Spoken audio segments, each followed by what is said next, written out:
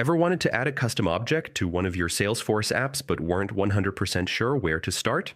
In this quick guide, I'll walk you through the exact process step by step, so by the end, you'll be able to do it confidently.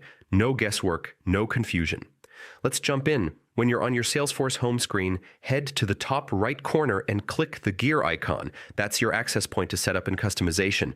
From the drop-down, choose Open Advanced Setup.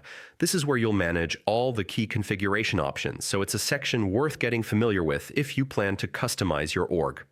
Once Advanced Setup opens, you'll see a search bar labeled Quick Find on the left. Click in there and type Object Manager. Go ahead and open it. This is the hub where every standard and custom object lives. Now it's time to create your new object. At the top of the Object Manager page, click the Create button, then choose Custom Object. This takes you to the form where you'll enter the basic details that define your object. You'll see a few required fields, and here's how to handle them. Label. This is the user-facing name shown inside Salesforce. Plural label, the plural version of that name, like projects or accounts. Object name. This is the API name, usually auto-generated from the label, but you can edit it if needed. Record name. This will be the identifying field for each record, like project name or case ID.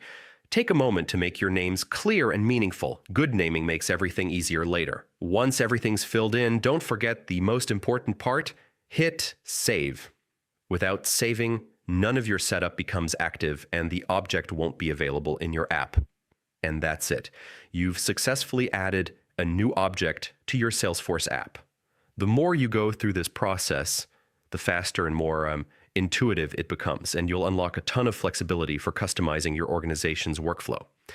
If this walkthrough helped you, stick around for more guides just like this, packed with practical Salesforce tips to make your setup smoother and more powerful. Thanks for watching, and I'll see you in the next one.